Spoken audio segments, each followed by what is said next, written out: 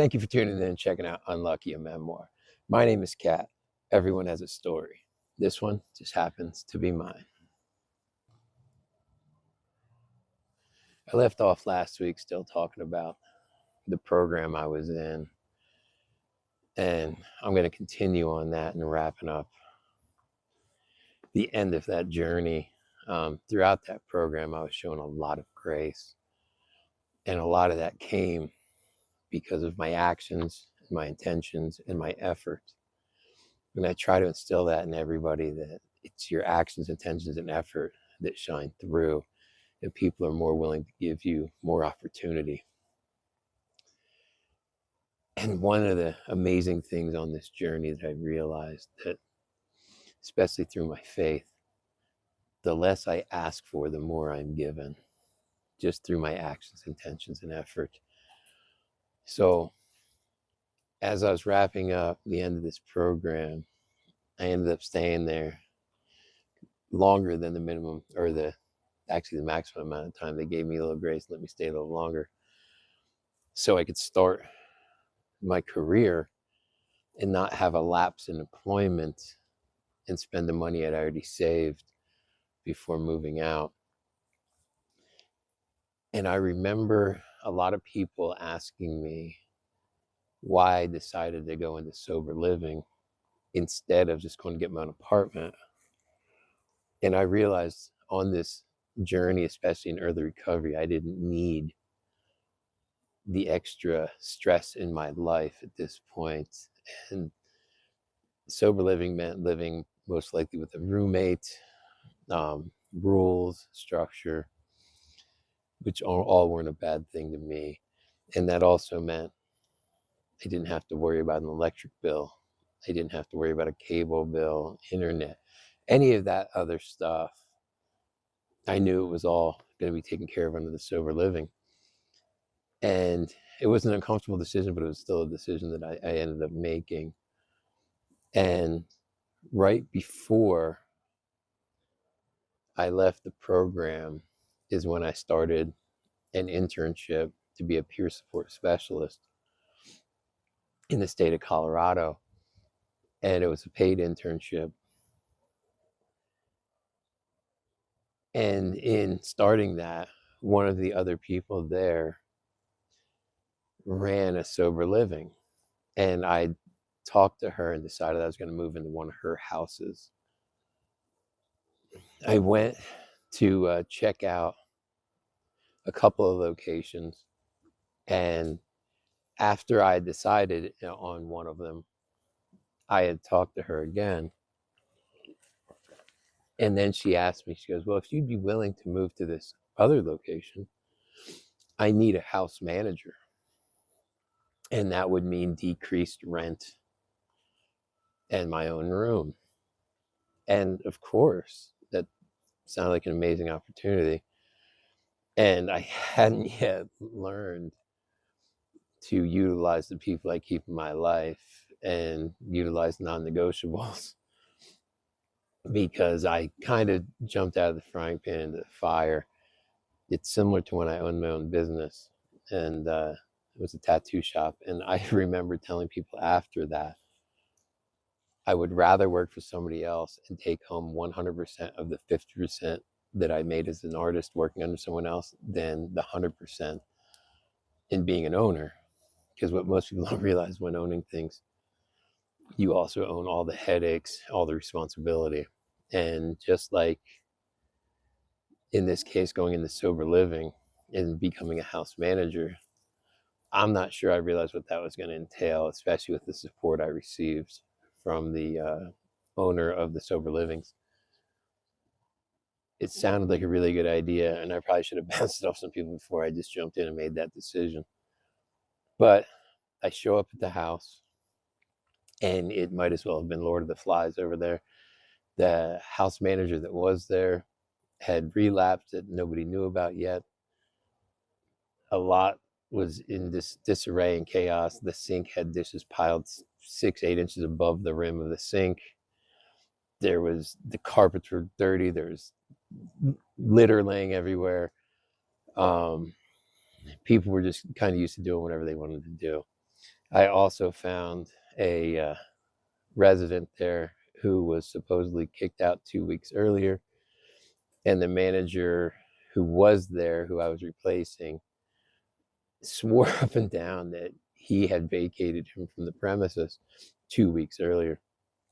So I said, well, either A, you're lying and didn't vacate him, or B, you're so horrible at this job that you didn't recognize or realize when somebody moved back into the house and was living here for the past 2 weeks underneath your nose. Needless to say, he was vacated soon after. I had vacated the person who's supposed to be vacated 2 weeks earlier immediately. And then the house manager was also vacated. And then it was kind of like a little bit of a domino effect with people being vacated over the next few weeks and bringing new residents in. And in a short amount of time, I kind of got that house turned back around as best I could.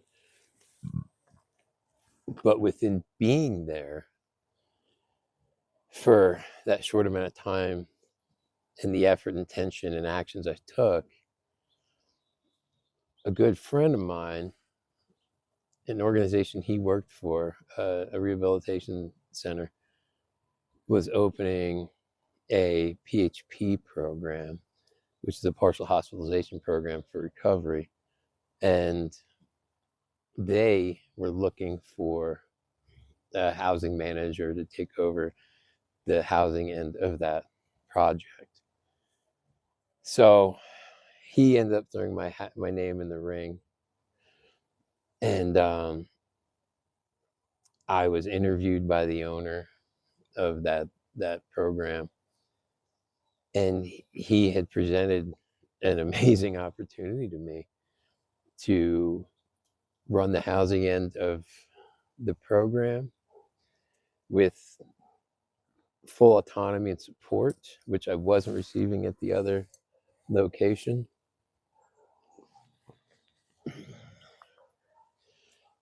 And for the first time in my life, I wasn't so desperate that I needed something, even though the stress of the other location was starting to probably affect my recovery to a point where if I was there much longer, I don't know.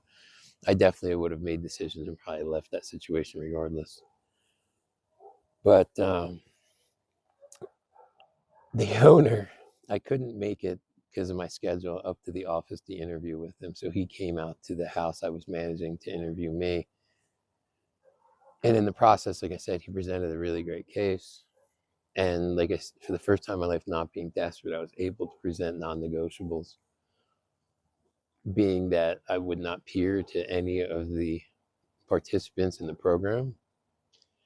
I also needed my Sundays to myself because I volunteer every Sunday at my church for 12 hours approximately on the guest services team. And I also needed a week to think about the offer. So he said, fine. And that caught me off guard because that showed me that I was desirable, and he appreciated my recovery, what I had to say, what I was doing in my life, and what I had done with this other house. So in that time frame of interviewing with him, I went to a lot of people.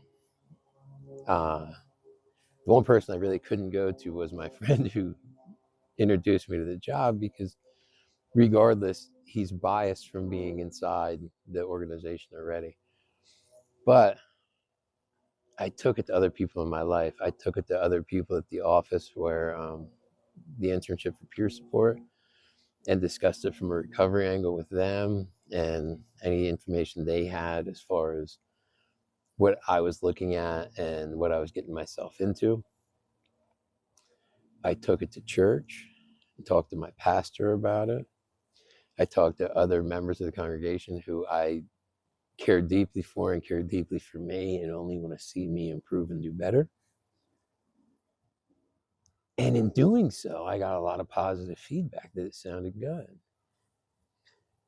One thing that stood out more than others was when I was talking with my brother, and he had said there's really only one question, and I'm pretty sure you already know it. How is it going to affect your recovery? And it's so true, because without my recovery, everything else goes away. Because without my recovery, it's not long before I'm back out doing the things I used to do. And one of the things I used to do was give everything away: jobs, careers, relationships, friendships, um, whatever it was. I didn't lose a thing to my addiction. I freely handed everything over. The night before the not deadline, but the self-imposed deadline that I gave him, I said, give me 1 week. There was a men's group at my pastor's house. So I took it there and kind of put it out there with everybody. And again, everything seemed to fit. So I called him up and took the position. And I ended up becoming part of the clinical team. I run this house and I facilitate groups for the organization at the office, and like facilitate groups on curriculum that I've created on my own. Like the things that have happened in the past year in my life are just so unbelievably amazing. And it blows me away to think in under 2 years, I went from being strung out, walking with a cane, and being unhoused, panhandling on the street, wondering if I was going to survive, and most days not wanting to survive, just wishing it would all end. Unhoused to the housing manager. Like, I am so grateful for the path that's been put before me that I'm doing my best to follow on a daily basis. And hopefully along the way, I'm inspiring participants that are around me. I hope some of you are inspired, and hopefully these videos reach somebody and can help change the course correct, change their direction, get them back facing the way they want to be facing and not facing the way they feel they have to face. Because that's what it came down to in my addiction, is that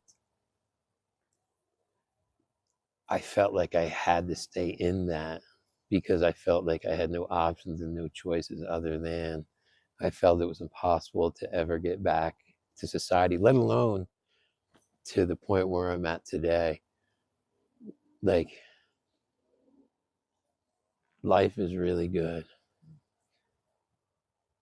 And with that, I want to say how grateful I am and how much I appreciate each and every one of you who come along on this journey with me every week and listen to my story. I really do appreciate it.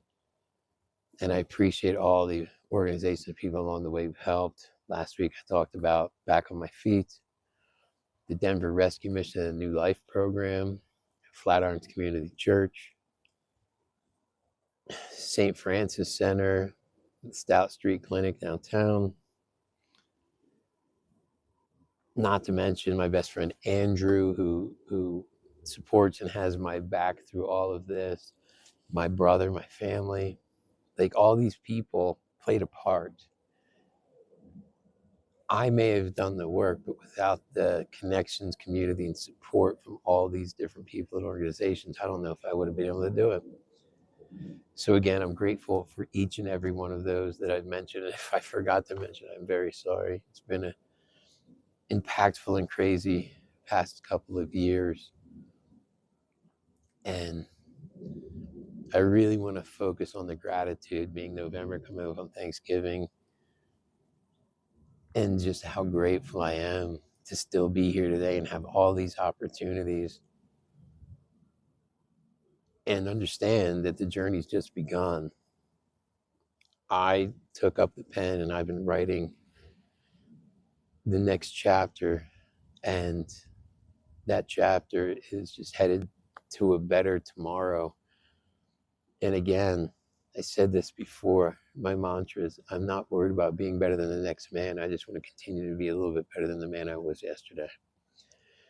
And with that, thank you all again. I'm very grateful, and I'll catch you all next week.